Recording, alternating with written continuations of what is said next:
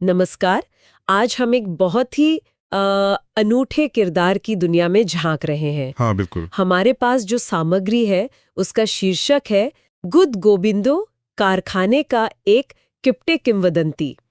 मतलब एक फैक्ट्री के माहौल से निकली एक कंजूस किंवदंती। सही। हमारा मकसद है इस इंसान गुद गोबिंदो को समझना, उसका वो अजीब बर्ताव, काम करने का जुनून, उसकी शोहरत और वो कहानियां जो उसे एक लेजेंड बनाती हैं। सही। तो चलिए इस किरदार को परत दर परत खोलते हैं। सिर्फ नाम ही सुनिए, गुद गोबिंदो, अपने आप में ही कितना अजीब और कौतूहल जगाने वाला नाम है ना? बिल्कुल। और अक्सर ऐसे चरित्र अपने आसपास के माहौल की, अपने समय की कहानी कह जाते हैं। सही। इन्हें सिर्फ एक व्यक्ति की तरह देखना शायद पूरी तस्वीर न दे। इनका अध्ययन हमें उस खास वर्कप्लेस कल्चर या समाज की अंदरूनी परतों तक ले जा सकता है जहां ये पनपते हैं। तो कहानी शुरू होती है गोबिंदो के रोजाना फैक्ट्री पहुंचने के तरीके से। जैसा कि सोर्स में बताया गया है, ठीक सुबह 8 बजे एक ऑटो रिक्शा फैक्ट्री गेट पर रुकता है। रोज ठीक 8 बजे? हाँ, बिल्कुल टाइम पर। और ऑटो से उतरते ही गोबिंदो आधा पैंट नीचे सरकाते हुए लगभग भागता हुआ अंदर चला जाता है। आधा पैंट नीचे? हाँ, कौन देख रहा है, कौन क्या सोच रहा है, उसे जरा भी परवाह नहीं। उसकी नजरें सिर्फ एक चीज पर टिकी होती है, शीट, रॉड, अलमारी, बस काम। ये बात बहुत दिलचस्प है। ये जो व्यवहार है, आधा पैंट उतारकर अंदर घुसना, ये सामाजिक नियमों की, दिखावे की, मतलब एक तरह से चरम अवहेलना है। बिल्कुल। सवाल उठता है कि ऐसा क्यों? क्या ये सिर्फ लापरवाही है, या दुनिया के प्रति एक तरह की बेफिक्री, या फिर ये उसका एक तरीका है ये जताने का कि वो इन सब चीजों से कितना ऊपर उठ चुका है? और काम के प्रति उसकी लगन। सोर्स कहता है कि वो काम में ऐसा डूब जाता था मानो दुनिया इधर की उधर हो जाए, उसे कोई फर्क नहीं पड़ेगा। बस अपनी फाइलिंग मशीन चलाता रहेगा। ऐसी एकाग्रता। हाँ, और यहीं ये सवाल उठता है कि ये जो चरम एकाग्रता है, क्या ये सिर्फ काम के प्रति निष्ठा है, या ये एक तरह का जुनून, एक ऑब्सेशन बन चुका है? हाँ। ये उसकी शख्सियत के बारे में क्या बताता है? मुमकिन है कि बाहरी दुनिया की मुश्किलों से या अपनी निजी परेशानियों से बचने का ये उसका एक तरीका हो। अच्छा। जैसे कुछ लोग वर्कहॉलिक हो जाते हैं ना। हाँ। लेकिन यहाँ मामला बिल्कुल जमीनी है, इसमें कोई ग्लैमर नहीं है। हाँ, कोई ग्लैमर नहीं। उसकी ये तल्लीनता समाज से उसके अलगाव को और गहरा करती हुई सी दिखती है। लेकिन उसकी यही एकाग्रता, जिसे सॉस में अल्प दृष्टि या कह ले टनल विजन कहा गया है, एक दिन काफी महंगी पड़ी। ओह, क्या हुआ था? सोर्स में घटना का जिक्र है। काम में इतना मगन था कि ध्यान ही नहीं दिया और शीट काटने वाली मशीन से अनजाने में अपने ही मालिक तापसदा के पैर को घायल कर दिया। अरे बाप रे, ये तो काफी गंभीर बात है। फिर तो मालिक का गुस्सा 7वें आसमान पर होगा। बिल्कुल, तापसदा गुस्से से आग बबूला हो गए। सोर्स में उनके कहे कुछ शब्दों का जिक्र है जिनसे उनकी भयंकर नाराजगी का अंदाजा लगता है। उन्होंने गोबिंदो को बहुत सख्त लहजे में, मतलब गंभीर परिणाम भुगतने की चेतावनी दी। तो यहाँ सोचना पड़ता है, इतनी बड़ी घटना, मालिक की सीधी धमकी, और इसके बावजूद गोविंदो का अविचलित रहना, उस पर कोई असर ना होना। हाँ, बिल्कुल कोई असर नहीं। ये क्या दिखाता है? क्या ये उसकी ढिठाई की इंतहा है, या फिर ये उसकी जरूरत या फैक्ट्री में उसकी खास अहमियत को दर्शाता है कि शायद उसके बिना काम ही न चलता हो सकता है। या ये उसकी सहन शक्ति का चरम है, या दुनिया से पूरी तरह कट जाने का सबूत? ये घटना न सिर्फ वर्कप्लेस सेफ्टी पर सवाल उठाती है, बल्कि मालिक मजदूर के बीच के जो जटिल रिश्ते होते हैं उन पर भी रोशनी डालती है। उसका इस तरह बेअसर रहना वाकई हैरान करने वाला है। हाँ, उसका पूरा कैरेक्टर ही जैसे विरोधाभासों से बुना हुआ लगता है। एक तरफ काम के प्रति ऐसी दीवानगी, दूसरी तरफ उतनी ही ज्यादा कंजूसी। अच्छा, कंजूसी भी थी। हाँ, जिसे सोर्स में किप्टे कहा गया है। और सिर्फ यही नहीं, वो निर्लज भी है, किसी चीज का मोह नहीं रखता जिसे निर्लोप कहा गया, लेकिन काम का ऐसा जुनून कि काज पागल यानी काम का पागल ही कह दिया जाए। अब कहानी एक और दिलचस्प मोड़ लेती है जब हम उसकी कंजूसी के किस्से सुनते हैं। कंजूसी किस हद तक थी? सोर्स में क्या बताया गया है? बताया गया है कि वो देसी शराब पीता था, लेकिन उसमें भी गजब का हिसाब किताब। अच्छा, कैसे?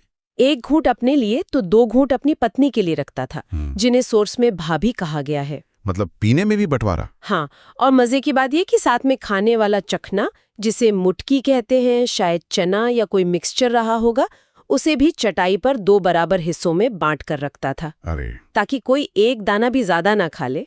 इस कदर हिसाब किताब, ये जो मितव्ययिता है ना, अक्सर गहरी असुरक्षा की भावना या अतीत में झेली गई तंगी का नतीजा होती है। हाँ, हो सकता है उसने बहुत गरीबी देखी हो। शायद, लेकिन ये उसके चरित्र का एक स्थायी हिस्सा बन गया था या सिर्फ जिंदा रहने की एक तरकीब थी, ये सोचना दिलचस्प है। हाँ। और ये पहलू उसके दूसरे व्यवहारों से कैसे जुड़ता है। जैसे एक तरफ वो सामाजिक परवाह किए बिना आधा पैंट पहने घूम रहा है, हाँ। दूसरी तरफ पाई पाई बचाने की ऐसी कोशिश, ये विरोधाभास उसे और भी जटिल बना देता है। ऐसा लगता है जैसे सामाजिक मान्यताएं उसके लिए मायने नहीं रखती, लेकिन पैसा बचाना, आर्थिक सुरक्षा, वो उसके लिए सबसे ऊपर है। और उसके चरित्र का एक और पहलू है जो थोड़ा विचलित करने वाला है। वो क्या? सोर्स के अनुसार गोविंदो अपने छोटे नाती को भी फैक्ट्री लेकर आता था। अच्छा, उसे काम सिखाने के लिए लाता होगा, या शायद साथ रखने के लिए, देखभाल करने वाला कोई ना हो घर पर। नहीं, बात उससे ज्यादा गंभीर लगती है।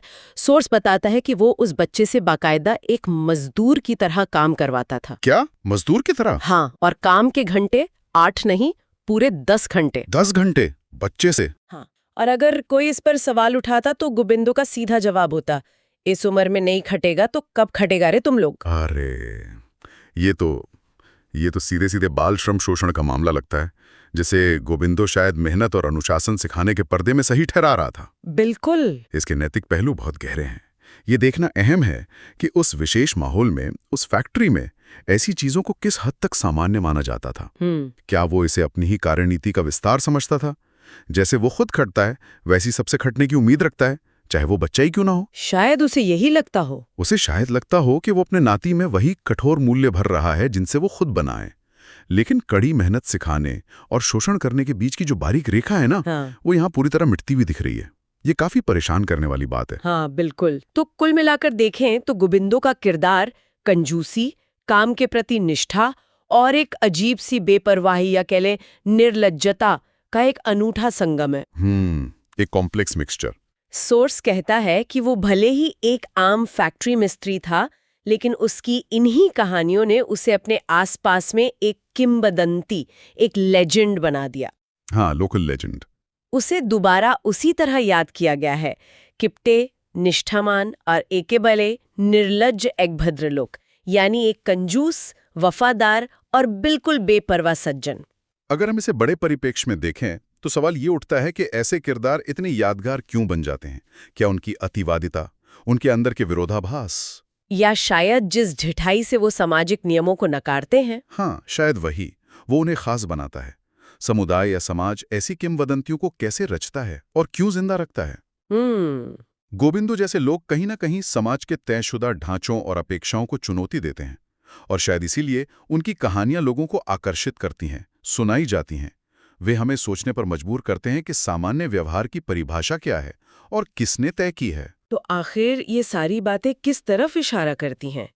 हमने गोविंदो की अजीब आदतों को देखा, काम के प्रति उसके गहरे समर्पण को समझा, उसके विवादास्पद कामों पर गौर किया, जैसे मालिक को घायल करना, हाँ, और अपने नाती से मजदूरी करवाना, और ये भी जाना कि कैसे वो इन सब के बावजूद एक स्थानीय किंवदंती बन गया। वो एक पेचीदा चरित्र है जिसमें अच्छाई और बुराई, प्रेरणा और परेशानी दोनों के तत्व मिलते हैं। बिल्कुल।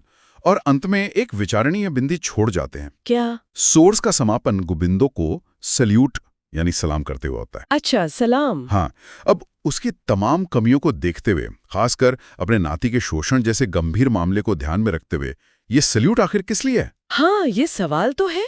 क्या ये उसकी जिंदगी की मुश्किलों से लड़ने की क्षमता, उसकी सहनशीलता के लिए है, या ये उस कठोर माहौल पर एक टिप्पणी है जिसमें वो जीता था? या फिर ये सिर्फ उसकी उस अविस्मरणीय विचित्रता और अनूठेपन को एक स्वीकृति है जिसे भुलाया नहीं जा सकता। गोविंदो जैसा किरदार जानने वालों के मन में कैसी परस्पर विरोधी भावनाएं पैदा करता होगा। मतलब एक तरफ शायद थोड़ी हमदर्दी, दूसरी तरफ गुस्सा या नफरत भी। सही कहा। ये सवाल सोचने लायक है।